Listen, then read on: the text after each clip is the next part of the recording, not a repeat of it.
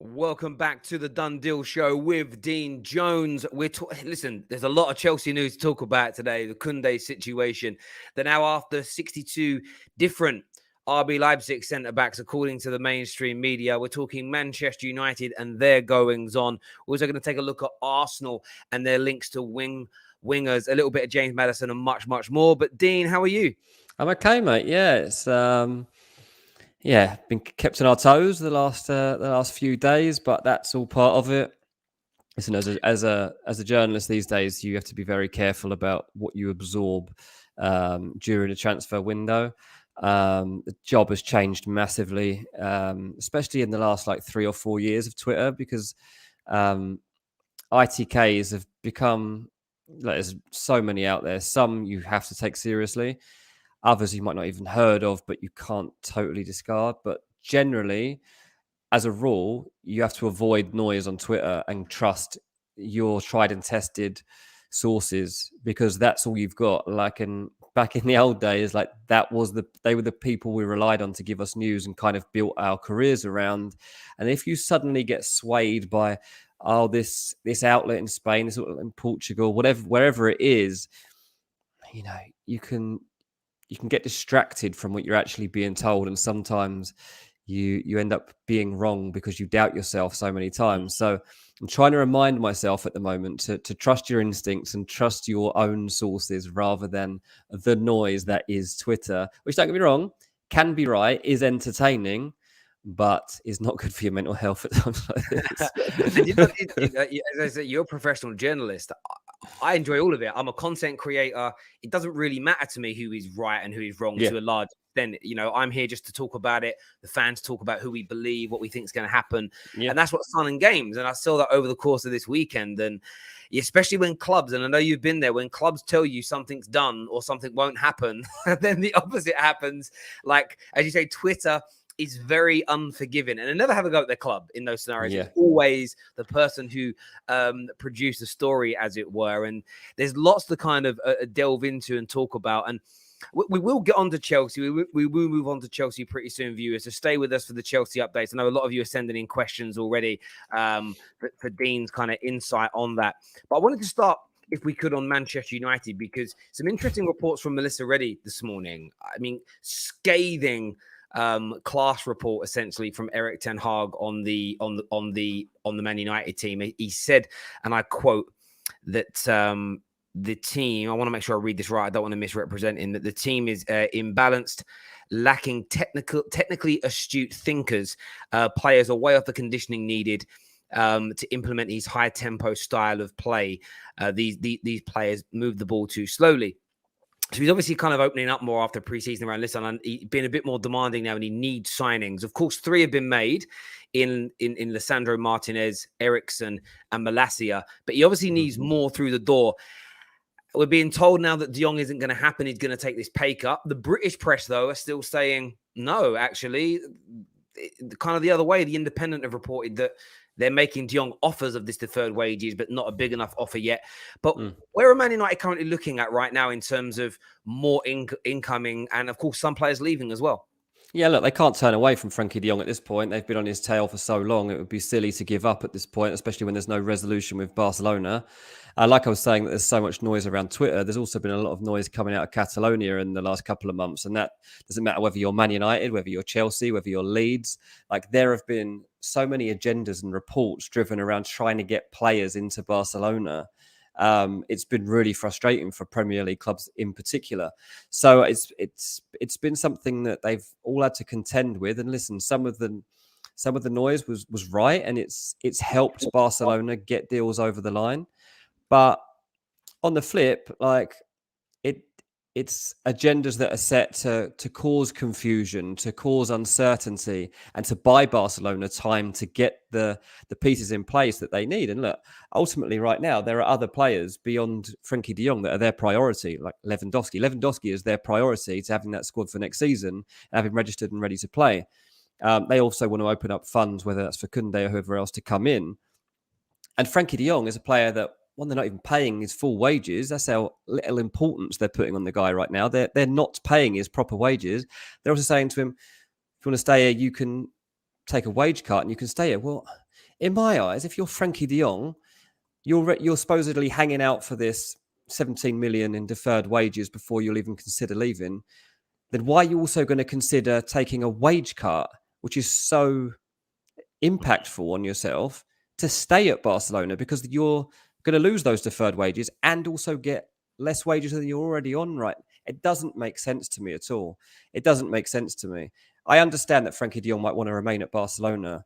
I'm not sure I believe some of the stories out there. There was the story the other day about not only does Frenkie de Jong doesn't like Manchester, but Man United's board is too erratic. He's at Barcelona. There's no more erratic board in world football right now than Barcelona. Like, there can be no board that he's more frustrated with than the one he's currently at. So that cannot be his reason for not joining Man United. Is like, they're too erratic the way that club's run. It's lovely and settled over here in Barcelona. No, it's not, is it, mate? You're not getting paid your full amount that you signed up for. So, there are so many reasons for Man United not to give up on this deal. He's such a good player on top of that, and top of the fact they still believe there's hope. He played centre-back at the weekend, another reason for Man United to have hope that he doesn't actually fit into what Barcelona are doing.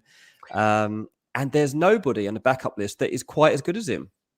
No, I agree. I agree with all of that. I did a video last night and I simply titled it "Embarrassed." And I saw you did that. I didn't see it. I was on a train and I saw it go up, and I was actually going to watch it this morning.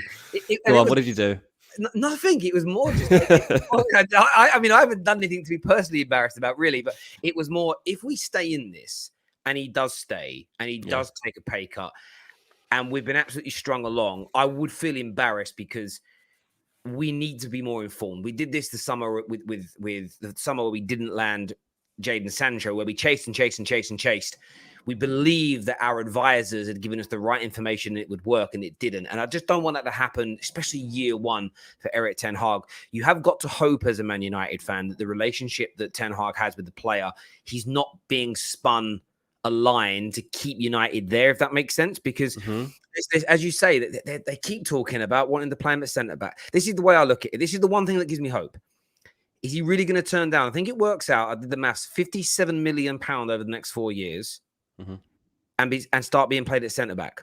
I know he loves Barcelona, but for me, I feel like they're trying to. I'm hoping, I hope they're trying to force him out and push him along, which is why Man United are staying in. But it does feel like a gamble. And he's not going to be at centre back, is he? Because they're trying to sign a centre back right now. They're trying to sign Jules Kounde. So why are they trying to sign Jules Kounde if Frenkie de Jong is going to be a centre back? Doesn't make sense. Yeah, no, I get it. And there is a part of me that, again, as a fan, I'm getting nervous. But then I look at I waited for the news today from the British press. And it isn't that I disregard what's being said abroad, because they get some things right, they get some things wrong, just like the UK press. But there's no one in the UK who's credible that has said, has been told any of these same stories at all. Like, not one single journalist yet, as far as I can see, has come out and said the player's willing to take a major pay cut. The player, the player has completely rejected United. I know Sky Sports put the headline that he hates Manchester, but what nobody does is read the article, and it was literally quoting Sport in Spain. It wasn't Sky Sports that had said it. Dare I say, as a YouTuber, it was clickbait. But the irony, Terry, that's what you do. Yeah. So what? It's the way of the world. It's the way it works. It's certainly interesting to see kind of how this is going to go. In terms of another player, Antony, there was a supposed new bid that United are looking to put in for him, sort of 50 odd million. They don't want to go as high as 68 million. Can you see another attacker coming in, or is that going to be dependent on Cristiano Ronaldo leaving, do you think? It's a really interesting one. I mean, for one, I can't see United going up towards 70 million for Antony, based on the way that they've pushed back any negotiation that's got towards those levels. United have been very cautious about how much they were going to pay. I mean, you think of Frenkie de Jong alone, I think it's initially like a 75 million euro transfer, right? And that's for Frenkie de Jong, like one of the best midfielders in the world, and a player that they clearly are prioritizing. And Antony, don't get me wrong, is a player that they really admire and like, but I don't believe that they are that desperate they are going to spend that amount of money on him. So I think he's definitely one that they're going to look at. I said last week that I was told from Monday, expect negotiations to ramp up on Antony. So let's see how that happens this week. Obviously, the thing that could drive up that price is the fact that Chelsea like him too. And I think that Chelsea won't join in that race actively unless Man United make some sort of breakthrough. And if they see that that's happening, I think that they will either match United's offer or make an offer of their own that is slightly higher and go into a bidding war. I mean, there's no doubt that Thomas Tuchel is not happy with his lot right now, and that Chelsea are willing to go into the transfer market in the coming days to improve their squad before the season starts. So they'll be looking to do that if United do see any signs of success. And then you've got the whole Ronaldo situation, which is so complex and complicated. It's very, very unlikely Ronaldo can now start the season with Man United. Like, he can't get up to speed in time, can't get on board with the philosophy in time for that first match of the season against Brighton.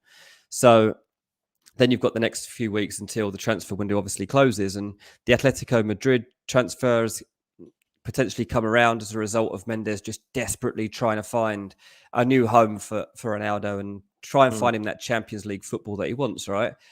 And then again, you go back to Chelsea and you're like, okay, we know they have spoken about Cristiano Ronaldo. At the moment, that deal is said to be off the table. Tuchel's frustrated. He wants a goal scorer. He can't really have Kai Havertz, who's not naturally a striker, as your main goal outlet for next season. Lukaku's gone. You've brought in Sterling, but he needs somebody to play around. Pulisic's future's up in the air. Ziyech is up in the air. Timo Werner's going to be leaving. So someone else needs to come into the frame. Todd Boehly is all about going in for Ronaldo. It's like, you've got... If Tuchel can't come up with a better solution than Ronaldo, then I think Ronaldo could yet come back on the table for Chelsea. Because where else can you turn at this moment if in those latter stages of a transfer window then and be like, look, we've got the Champions League football we want. We need a goal scorer, a guy that can actually lift the level of our attack.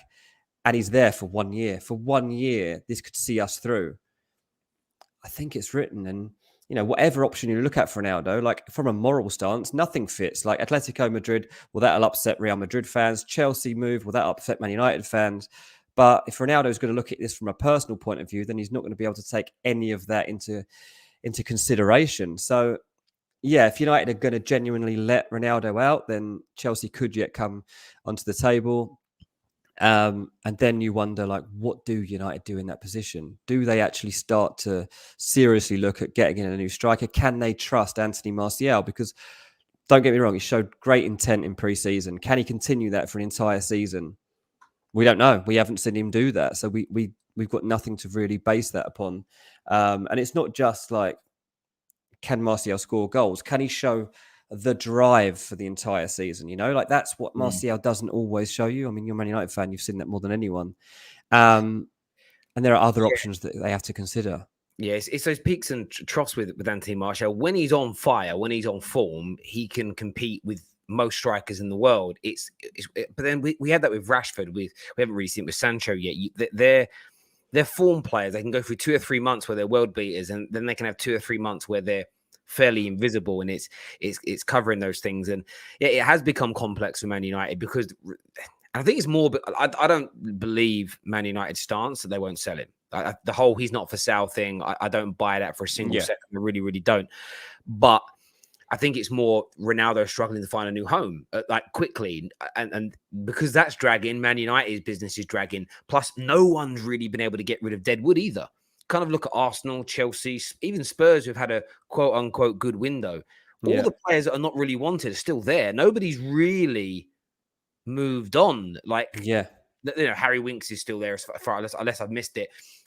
Emerson Royale is still there. Man United have, you know, the Joneses, the Bays, the AWBs. There's so much like clogging up these squads right now. Like 3 or 4 signings have been made by all clubs, but they all want to go for their 4th and their 5th and whatever else. But you kind of can't until you move people on. And I can understand why Tuchel visibly has looked annoyed because his performances have, at least with Man United, they've won some games. They've played some good football. Where with Chelsea, it's like the squad ain't where he wants it.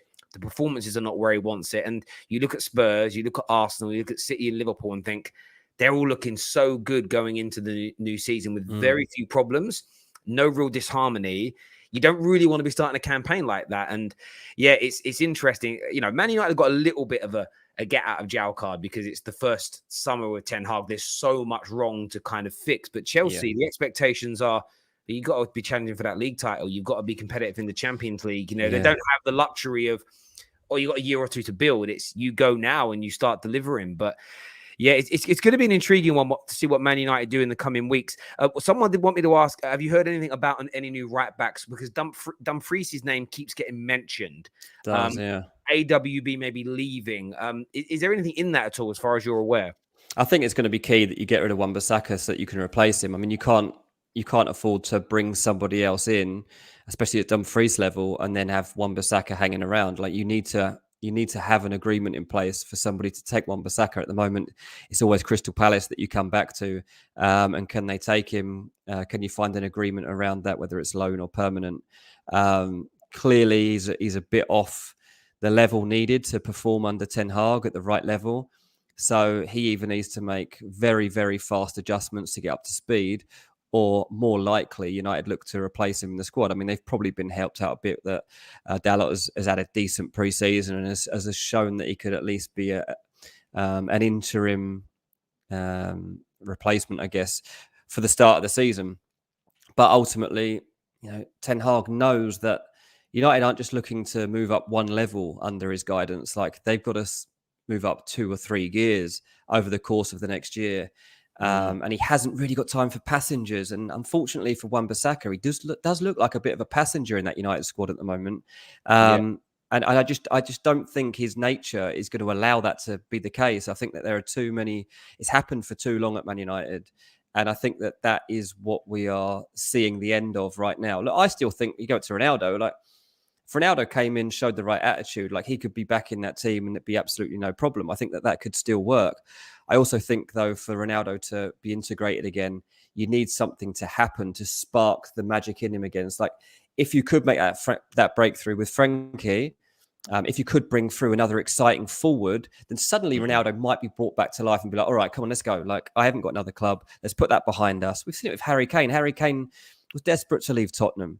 It didn't happen for him. So he had to have a rethink, got his head back down. I know Harry Kane and Ronaldo are very different characters, but he did it. And like that was forgotten. Everybody moved on and here you go. And that can happen again. Like Cristiano Ronaldo, he usually does get his way. That's what I always come back to. Ronaldo usually gets what he wants. So I have to presume that if Ronaldo was driving for a transfer, he'll find a way to make it happen in the next month. But if he can't, for whatever reason, I do think United can fit him back in.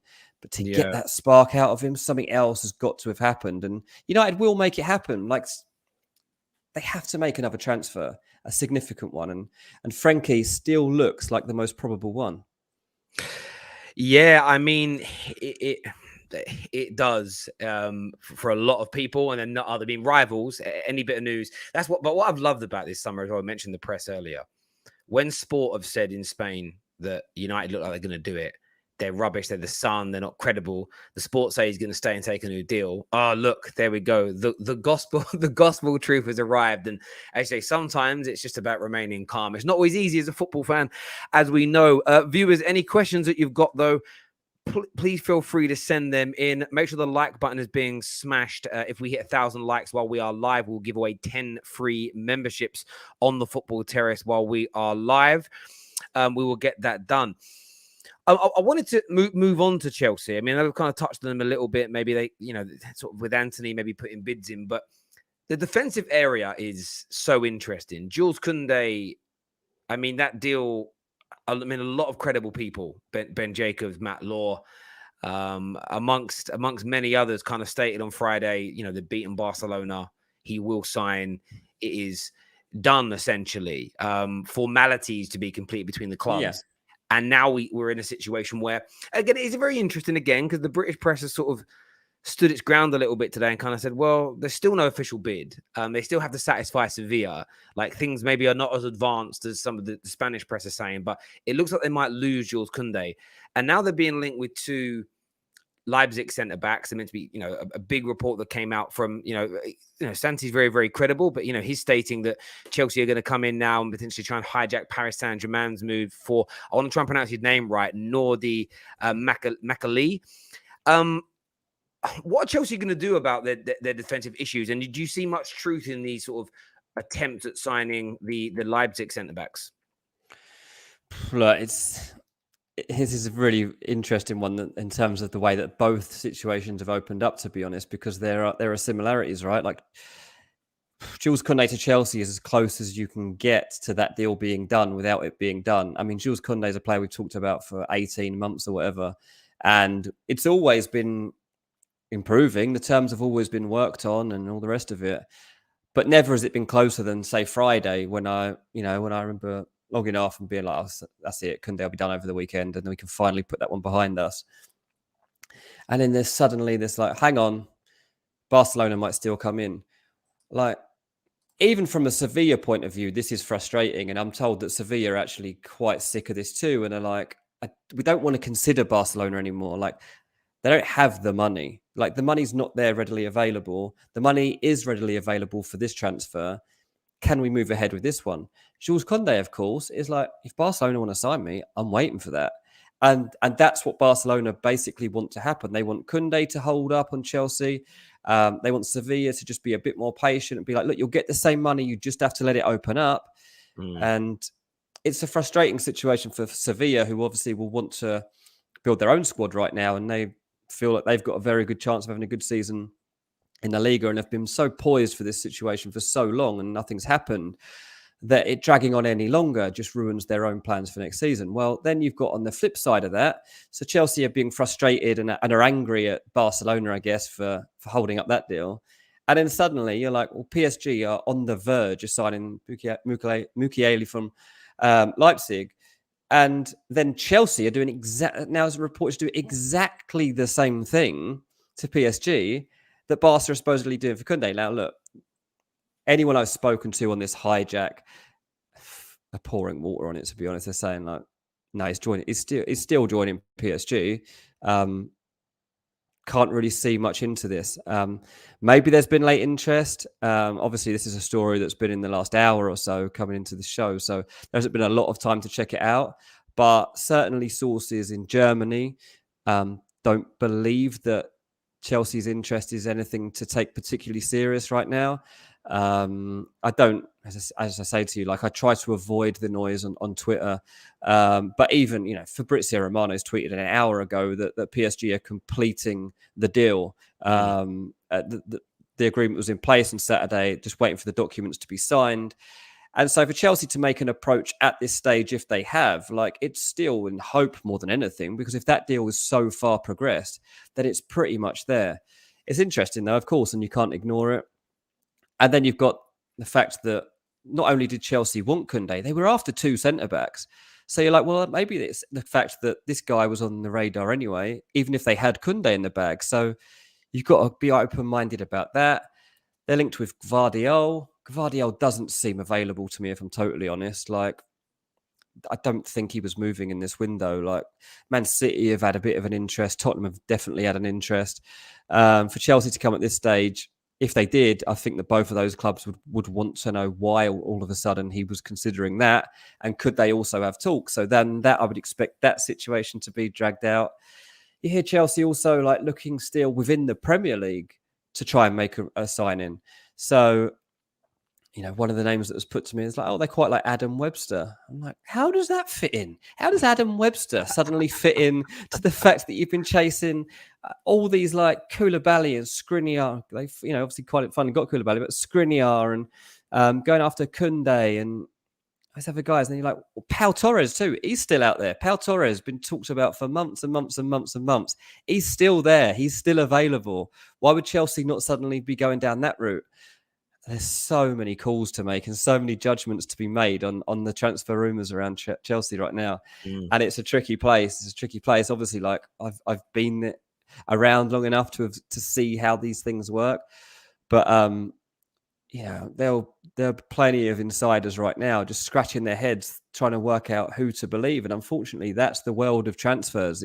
There's a lot of people with a lot of opinions, but there's also a lot of people with opinions that do matter within football clubs, and they'd like to have their version put out in the press. Others don't. Others like to keep things guarded. Other people like to feed stuff out there because it helps their own agenda, get their player, their way of thinking over the line within that club. Yeah. And it's hard to portray that in news stories and stuff. That's why sometimes I prefer to come on and talk about how transfers open up, because you can't necessarily write that within an article that like, well, this could be just be an agenda that's being driven for this person's own players to actually be landed by the club. Doesn't really make any sense, does it? So, but that is the sort of stuff you have to consider, and that Chelsea are after different profiles of player right now.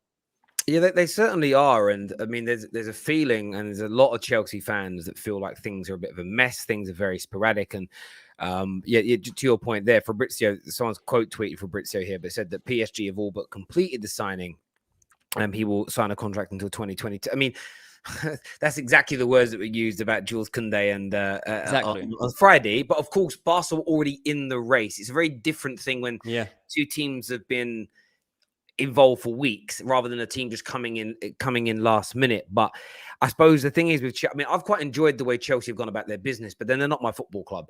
And the one thing about the kind of sporadic, very public approach that Todd Boehly has done, when you don't land the deals, it looks messy. You'll probably find that behind the scenes, everybody's kind of doing that to a degree. Maybe not the changing of profiles, but when you keep it private like Liverpool's summers always look clean and tidy, even if they do little business, because you don't hear anything. Where with what Chelsea are doing, there's a big trail, there's a big noise. Man United are very similar. We make such a big noise about the work we do that the good, the bad, and the ugly is very much exposed. It's it's a bit like a soap opera. You watch a soap opera, you see all the inner goings on of a family, you think, oh god, that's dysfunctional. But in reality, as you get older, you're like, most of those things pretty normal. Yeah, like not in the space of 1 year does someone lose a job, lose a family member, get married, get divorced, run someone over. But like in your lifespan, those things kind of all happen to people, if that makes sense. And I feel like it's whether you expose it or not. And I think Chelsea have been very open, which is enjoyable. Again, I love the transfer window; it's great. But from a Chelsea fan point of view, it looks sporadic. It looks disorganized, and if the team is performing at the same time, and if the team isn't performing, then people obviously they put two and two together, and correlation doesn't always equals causation, but that's what people are looking at, and they don't look very healthy at the minute, Chelsea, in terms of the overall feeling around the club. When we're what with 11 days from them kicking off their season, 10-11 days away from the season kicking off for them, it's not looking great right now. It's not looking great, no, and I mean, they have taken a different approach to transfers, and I think overall you'd have to say it's not worked. I think getting rid of Lukaku quickly was a win. Signing Raheem Sterling was a win. Getting Koulibaly was a win. But they're currently left with 6 or 7 players from the first team squad who were like serious players, with uncertainty still about whether they're going to be at the club next season. That's not a good way to be going into the new season. There are probably 3 significant holes in their starting 11, not knowing how they're going to fill those gaps. We're not even sure, to be honest, like exactly what formation Chelsea are playing next season, whether it's a 4 or a 5 or how they're going to line up at the moment because of their lack of numbers, particularly in defence, that are available to them. So that's been complicated. And there's so much to take into account about the way they're approaching it. And then you lose 4-0 to Arsenal. Look, people say, well, you can't read too much into it. It's pre-season friendly. Yes, you can read a lot into that. Arsenal had pretty much the side they will start the season with playing in that match. They know what their team is. Arsenal are in a really good headspace. The players know how they're functioning in their roles, and they know at the moment who has the shirt. So they've also shown they're further ahead in terms of their preparation by battering Chelsea. And it doesn't matter whether it's a friendly or a league match. Like there's a rivalry between Arsenal and Chelsea that rolls into a season. And by losing 4-0 to Arsenal, you've given them belief that they can compete with you next season. Now, of course, it's only a small ounce of belief because it's not a competitive match as such.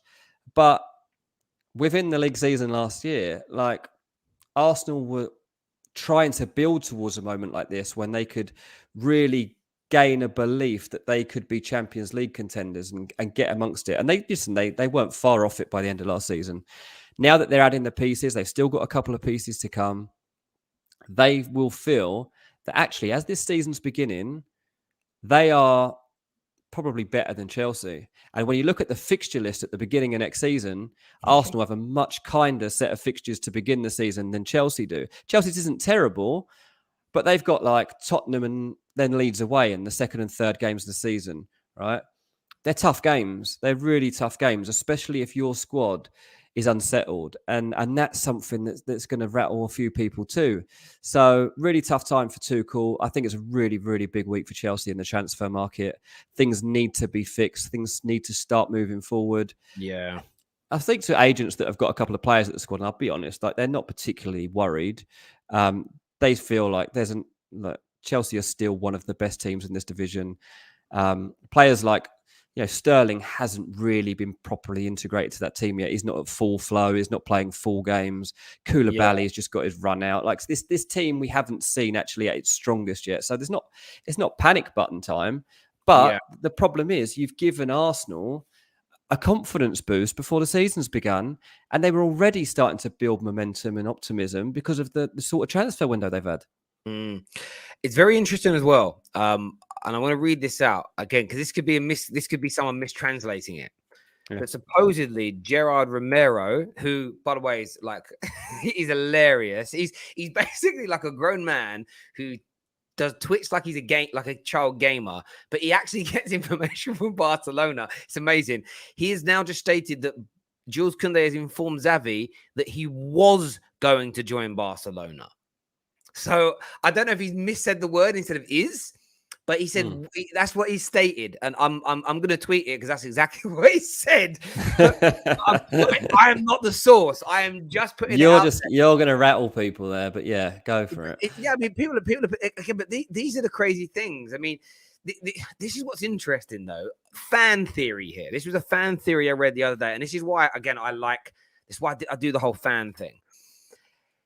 Someone said, well, I think Barca are going to push this way. They know they can't afford him now. They're out of money, right? But they're going to make it, they're going to do this, and then they're going to have an excuse at the end of it to be able to say, we tried our best, but Chelsea just overpaid. We couldn't quite compete with it, to give themselves a get out of jail free card. And part of me is like, oh, would they really go to all their energy and effort? And then you're like, maybe. Some of these owners do really weird things. I mean, Laporta, he's a madman. He's legitimate. He's done 3 press conferences now where he said there and said, we ain't selling Jong. We ain't even spoke to anyone about it. Like, he's a liar. So you never know. Can you imagine if after these 3 days of turmoil, Barca never had the money? And that's the one thing someone said to me today, like credibly said to me, as much as Kounde might want to join Barca are looking like they're going to offer somewhere in the region of 20 to 25 million pound less. I can't imagine a world where why Sevilla would accept that. Does that make sense? Like, especially if Kounde is willing to join Chelsea. It's not like he's saying, I'm not joining Chelsea no matter what. Why would you accept 25 million pounds less?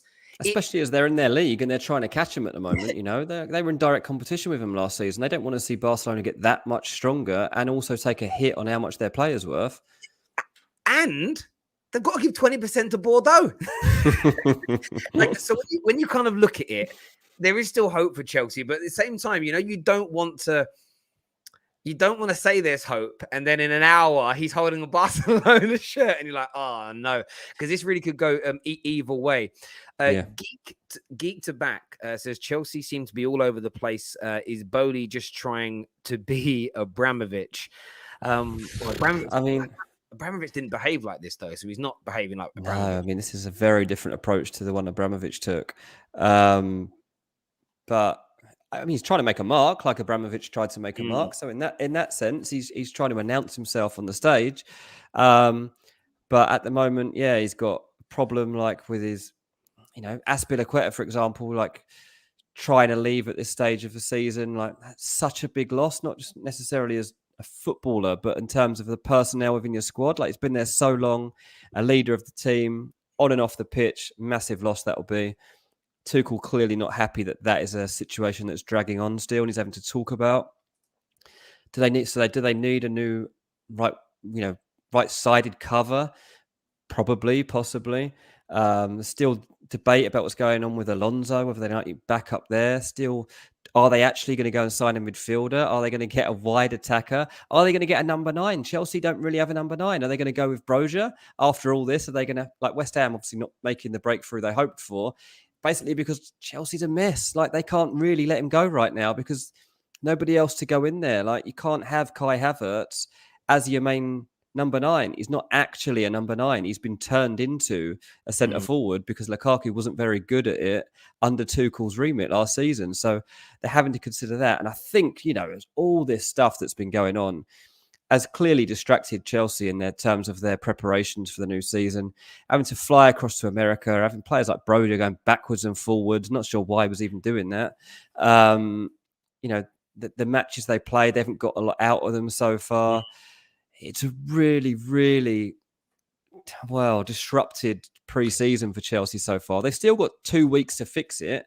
So they'll, by the time we get to that Everton game on the first day of the season, the optimistic Chelsea fan will be like, well, we'll have overcome this by then. We'll be a bit more settled.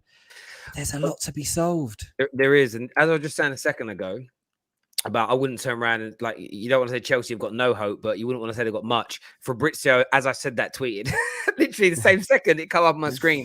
He says that Barcelona are now getting closer to Jules Kounde. Positive contact also in the morning. Personal terms are fully agreed with Kounde. Working on the final bid. And that's the Sevilla aspect of it that Sevilla won't necessarily be interested in unless Barcelona can give them exactly what Chelsea give them, maybe even more because they are in direct competition with them throughout the season, right?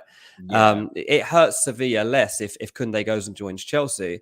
If Kounde joins Barcelona, then that seriously impacts Sevilla's domestic season because Barcelona are probably going to be favourites to win the league next season, like based on the fact that Real Madrid haven't done much transfer business. They've let quite a few squad members go. Some of the depth's gone. They are obviously the reigning champions and champions of Europe, but Barcelona, with the signings they made, you probably look at them as the favourites. So suddenly Sevilla are scratching around with Atletico Madrid and stuff to make sure they're still in that conversation, but won't be competing with Barcelona, who they were competing with last season. So that's the big obstacle that's going to be overcome. That's another frustration for Chelsea. I'm sure Bowley, in conversation with Sevilla right now, being like, can we please finalise this? And I think that's the difficult thing here. You've got Sevilla and Chelsea on the same page, but you've got Kounde and Barcelona on the same page. And it's like... Like a love triangle. It's a love triangle. Who's going to fall out the picture here?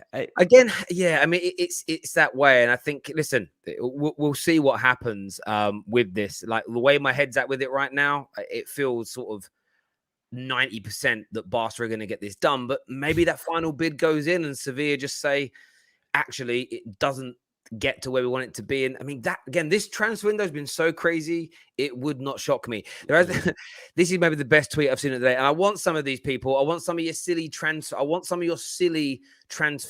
updates here. Charles White says, breaking news, Xavi has identified De Jong as a new backup goalkeeper. Some more of them, please. It'd be good. We want some more. He's not wrong, is he? Like, this is another thing, another nail in De Jong's Barcelona coffin, I guess, because like another player coming in and the position that he was just playing at the weekend, it's one less reason for him to believe that he fits into the picture at Barcelona. Absolutely. Sully here says, when it was Man United, it was only a friendly, right? Now it's Arsenal. They're finishing third, double standards. Listen, I think it's not results per se, it's performances and what you see from people. And Man United fans know there's been a much more improved shape, more togetherness, but we're at the start of something. No one's expecting Man United to be as good as Liverpool inside the first 2 or 3 games that Ten Hag plays, but there's definitely been improvements. But when you're Arsenal, you're going into your 4th year with your manager in this system and this rebuild and £400 million spent, there has to be a much bigger expectation. And when it starts to look good, there is more of a feeling that this could be a year where Arsenal are really kind of back on the map. I think that was always what I would say about that, Sully. Super Chat here says Chelsea are finished, is what KDB says. Super Chat here says Barca are being very toxic in this transfer market, hypocrites about finances when it comes to paying salaries. With the financial and payment uncertainties, how are players picking Barca baffles me. Listen, it's Barca. Barcelona, man. They're Barca, and it's, you know, they haven't had a decade of mediocrity and failure. They've had 1 year, and they already got back into the Champions League. If they'd have finished 8th or 9th last year, they weren't getting these new financial levers. It'd be different, but they're also in a 2-horse race. When you're in a league where you're in a 2-horse race, it's very different again if you're like Man United, you're trying to get back to the top, but you're like 6th out of the top 6 that are challenging for a league title. It's a much different proposition in Spain, and they're Barcelona. They essentially do what they want. Yep. It's as simple as that. Someone put in a great super chat, a comment a second ago saying that breaking news. I can't find it now, but I read it. It was great. It says Chelsea will look to try and sign Pablo Mari if their attempts to sign Webster fail. Yeah, all over the place there. This one's great. Breaking news: Jules Kounde joins Barca and shares salary with Rafinha. They get paid either way of a month. They've got to take turns. And take it in turns to get paid. Yeah, or to share a house. Yeah, share a house and family, one car between you. They've got to do like a carpool to get to training and stuff like that. So sub each other on and off.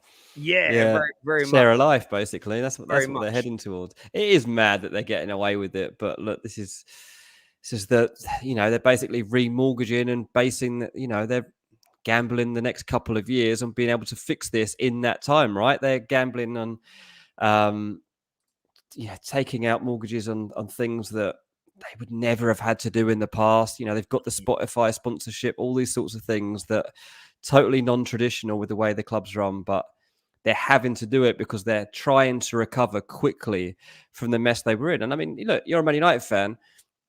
You've seen how things have happened. Like on the pitch, United have completely fallen away since Ferguson was gone. At the same time, you've had the Glazer ownership and fans hating the way the club was run. You spent loads of money on players and layers of squad rebuilds that haven't worked. And Barcelona are basically trying to avoid that by being like, okay, like this is what could happen. You could fall off a cliff. It's happened with AC Milan. It's happened with Man United. It's happened with Arsenal. We can't let it happen. Let's just stop it. Let's fix it in 6 months and see if we can do it, and then deal with it for the next 2 years, right? It's essentially, I mean, Arsenal. Look, it's not been 20 years since Arsenal were good, because they were very good from the Invincibles until about 2010, 2011. They were still a team every year where you said they could win the Champions League. They could challenge for the title. But Arsenal have had sort of 12, 13 years of being nowhere near it, and it's taken them this long to kind of get back to where they want to be. And Barca are trying to avoid it, as you say, and bigger teams than Barcelona have fallen away.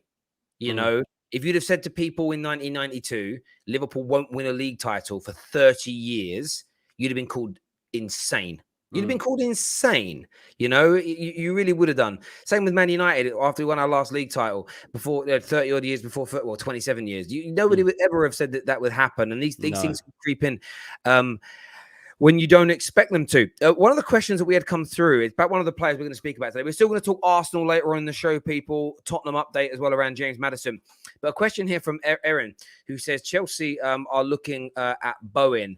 According to Cyan Dan, is Bowen a target of? I mean, we've seen Arsenal linked to him in the last 2 days. Chelsea's name's now been mentioned. Can you see a transfer for one of the top 6 club involving Bowen this summer?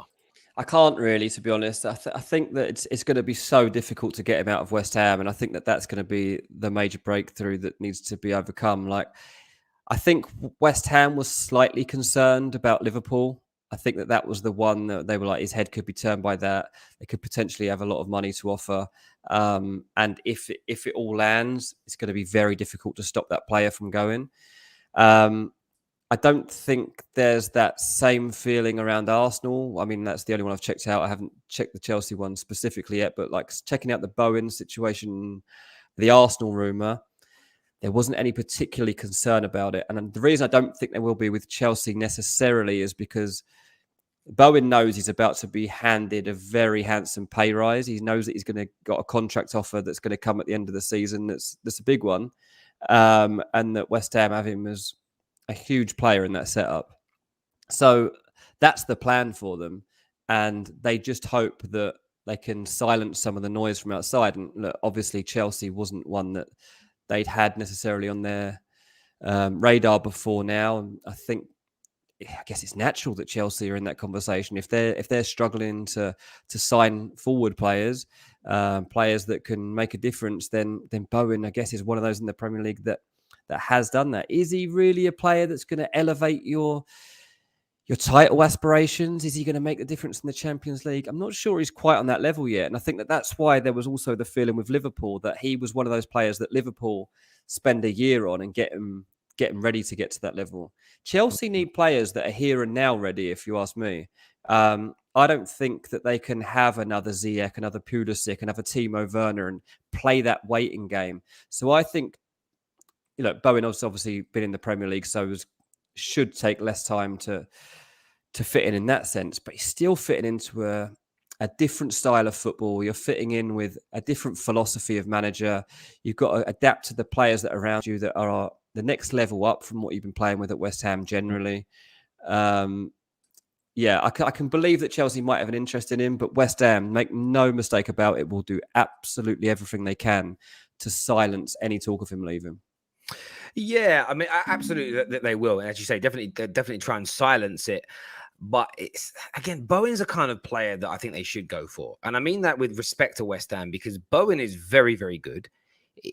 He's not a kid either. Like, people look at him like he's 20. They talk about him like he's 21 years of age. I think he's going to turn 26 this year, maybe even 27. So he's going into those peak years. Yes, he's due a big bumper pay rise, but I'm sure Chelsea can afford to pay him more. You've got Champions League football as an example. It's the kind of deal they should be looking at. I mean, there was, obviously the whole thing about Harry Kane and Bayern Munich the other day. And listen, I get Harry Kane may not want to leave. I mean, you think he's an idiot. If Bayern Munich want you, get straight out of Tottenham and get over there. You actually go and win some trophies because it's Bayern Munich. Like, why would you turn it down? But look, I don't know whether they will go for him. I mean, I think both Arsenal and Chelsea should be looking at someone like Bowen and saying, look, let's do it. Because that new bumper pay rise comes in with a new bumper deal. If he's brilliant again for 18 months and then you want to buy him, you're talking even more money. So it's almost a case of he's cheaper now than I think he'll ever be. But yeah, it's a fair point. Yeah, but it's whether or not, again, you're going to have to probably you're probably going to have to put in £50 million, if not more, minimum, to get West Ham to say yes to him leaving. But yeah, it's going to be a difficult one. The other winger that's kind of being attacking player that's kind of being discussed at the minute is I want to make sure I say it right. Is it Gakpo? Kounde Gakpo, yeah. Gakpo from PSV. Again, big links to kind of Arsenal, big links to the Premier League. Is there much substance in that? Is that a deal that you could see happening or progressing in the coming weeks? Yeah, I think that Arsenal have still got a spot to fill in their attacking ranks. I think that they feel that they're just lacking not one more piece, but there's probably, I think it's plausible actually Arsenal could make 3 more signings before the window's out. But in terms of like that attacking threat, I think they would like one more to add to the depth. We obviously know there's doubts about Nicola Pepe and what his future holds, but we'll have to wait to see how his particular situation is sorted out.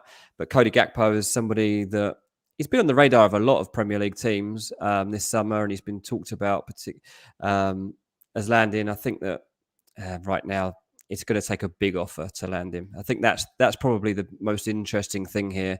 If Arsenal actually want to sign him, then they're going to have to make an offer to PSV that they can't turn down. And that'll be interesting. I'm not sure how much more Arsenal can invest in this window.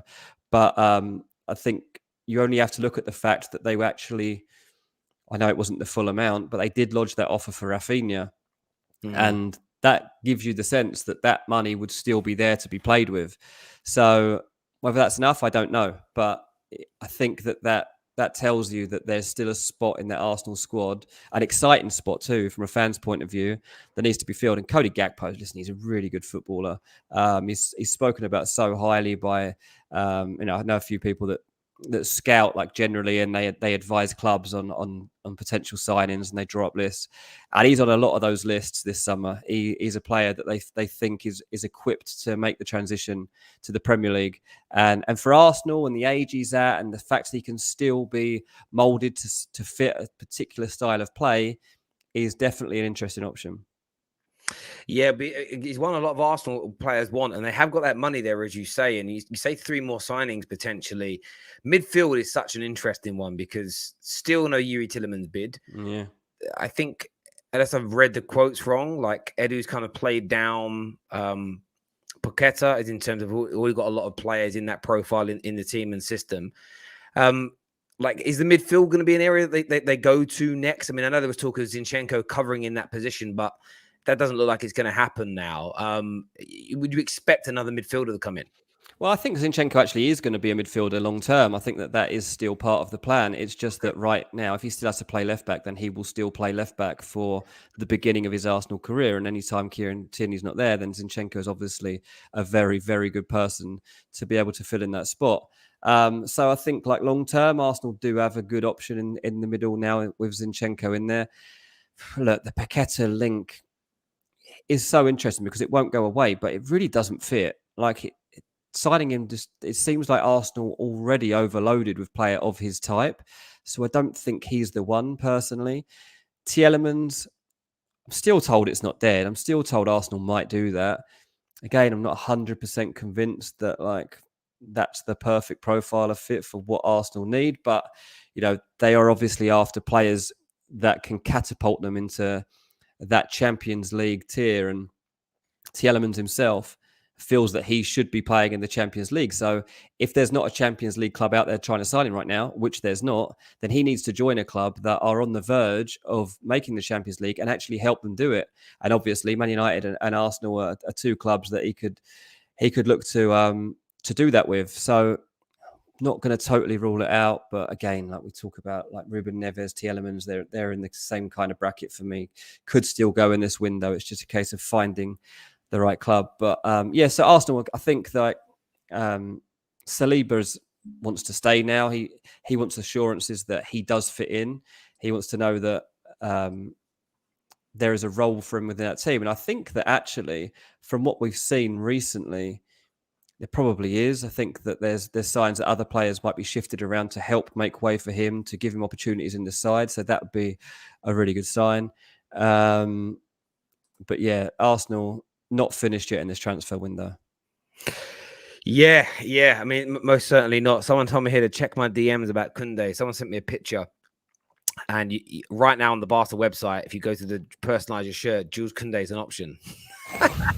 But that actually happens a lot because the companies, they actually like pre-upload that before someone. I remember they did it with Man United once, and I think it was Ozil, and they accidentally processed. Yeah, I know what you mean. Yeah, and obviously they were just doing it so that when it was announced that it was ready.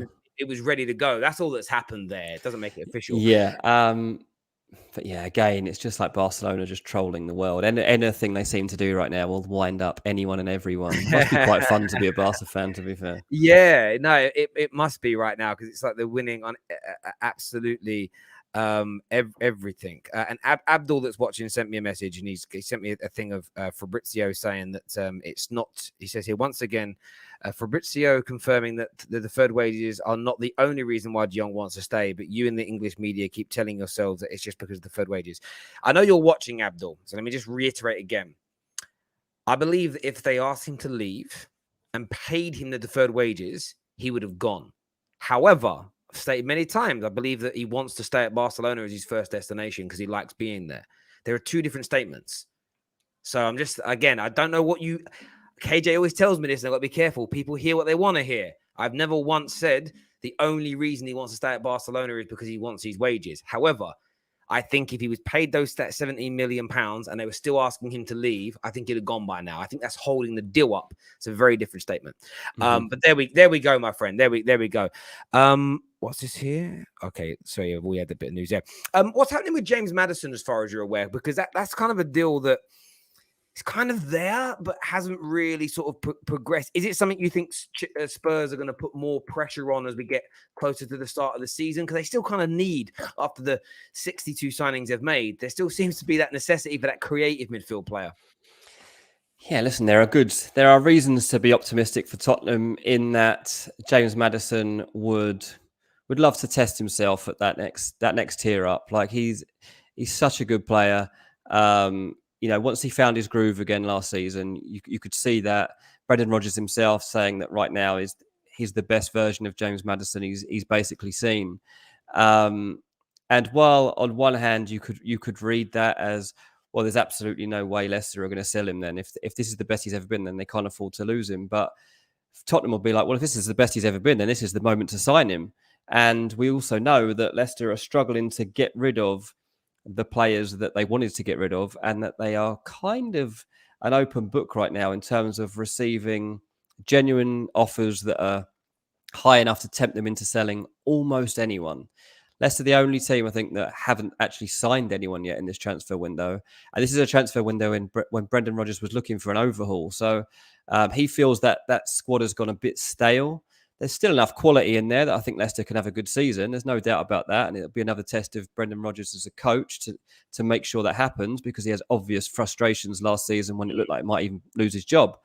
But he stayed on this season because he was assured about a squad rebuild, basically. It hasn't happened at all. And as a result of that, you wonder what James Maddison's thinking and whether, well, there's no doubt he will have his head turned. But if Tottenham would genuinely table an offer, then it would leave Leicester in a really difficult situation whereby they'd have to decide exactly what would be a good fee to get for him right now. £60 million is the amount being bandied around. It's a lot of money for Tottenham to invest. There's no doubt about that. But we've seen him spend big money on Richarlison, particularly, that people didn't see coming. Not a player that necessarily is an obvious fit for that Tottenham team. And I think that James Maddison would just lift that squad and optimism of the fan base to another level at a time when they really are looking to show everyone that this is a team that will not stand still. They want to move forward. So let's see. I mean, I was always expecting this move to happen later in the window because Tottenham have got the bulk of their deals done. But traditionally, they are a club that go for late moves in the transfer window, and they try to bargain and drive a deal in that last week. So maybe Maddison's one that goes to the wire. Yeah, listen, I think what you just said there about the way Spurs fans feel, a signing like this would be phenomenal for them. I think they've done some really good business. I think the whole 6 signings is very overstated. The fact they're including a backup goalkeeper in the 6 players signed is weird to me. Longley, I don't think is particularly great. Like, they've done well though. Like, I think Basuma, Jed Spence, and are out of this world signings for the price they've got them for as well. Like, the fact that I think Basuma it should be the £60 million player, not Richarlison. Like, it kind of evens itself out.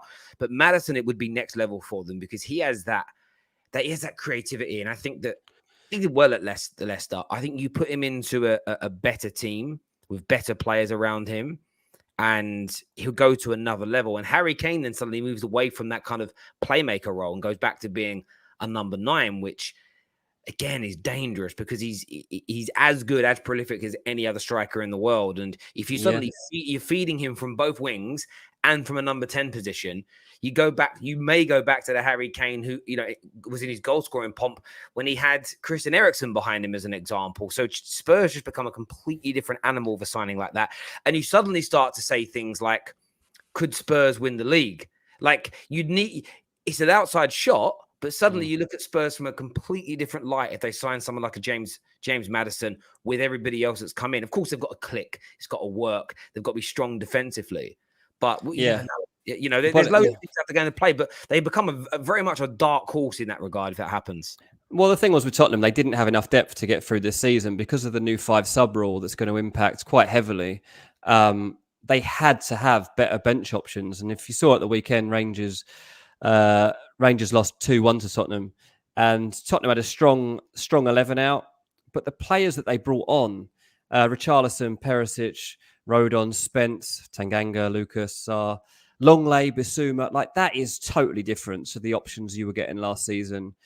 And I think that is the difference for Tottenham now, that they've got beyond the best 14, if you like, they've now got 3 or 4 other players that genuinely competing at the same level as those guys. I think that's the difference for Tottenham.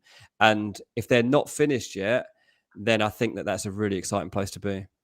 Absolutely. Hamesh says, Terry, stop being a clown. Spuds are not winning the league. I didn't say they would win the league. I said that they start to become a team people speak about and say, could they win the league? Again, very different statement to what you just relayed back to me. And if you're someone that doesn't think, this is what's crazy about football fans. You're so bad at banter sometimes. If you think Spurs have got no chance, build up like they can, then laugh at them when they foul. Like rather than go, don't shut it down at the first point. Like this summer's been the year where no one likes other clubs linked to the players they're linked to. Listen, I loved it the whole time. I was so confident about Lisandro Martinez. When people were saying that Arsenal were more advanced, Arsenal were doing this, I was like, this is great because then we get the whole he picked us over you thing. I didn't want the whole Arsenal are walking away and cooling their interest nonsense. I hate all that. It's like, no, let's have some fun. Let's have some fun with it. But there we go. Terry and his opinions only matter. Well, not really. Yeah, Dean's giving you his. I'll give mine. You can give yours. I'm simply stating that if you relay my opinion back to me incorrectly, I'm going to say you're wrong because they didn't say that. I didn't say they were winning the league. That wasn't my opinion. Anyway, Liam, you misheard as well. I mean, it's crazy. But there we go. I don't know what else to say. Dean, listen, I really appreciate your time coming on and giving us your insight to what's going on in the world of transfers. Viewers, smash the like button before you leave. We're back at 6 p.m. We're back at 6 p.m. With the Top 6 show, which should be really fun tonight. Make sure you're there. It's going to be fiery, I would say, especially with the Gooners and Spurs fans coming on that want to speak about Chelsea. So lots coming for you. Oh, I like this one here. Terry, stop your crazy British player hype by comparing Kane to Benzema and Lewandowski because Kane is nowhere near their level. Benzema and Lewandowski disagree with you. That's my answer. They ask them about how good Harry Kane is and see what they say. That's a bit harsh, yeah. Listen, I one thing I will say is this. Kane has nowhere near the legacy of those guys because he hasn't won anything. And that's why he's got to get out of Tottenham, in my opinion. Been saying it for 5 years. But it's his choice. He might get a statue at Spurs. He might break Shearer's goal scoring record. But he ain't going to have the legacy of those guys. But as a player, he's in that ballpark, in my opinion. And his passport has nothing to do with it. Because my favorite 2 or 3 players in the world aren't even British, me old mucker. But we'll leave that one for another day. Any news on Drumfries from Inter? We spoke about that earlier on, about 15 minutes into the show. So when it re-uploads, go back to about minute 15. It's time-stamped anyway, and you'll be able to see it. Listen, until next time, everybody, take care of yourselves. Goodbye. God bless. And we'll see you all again soon. Take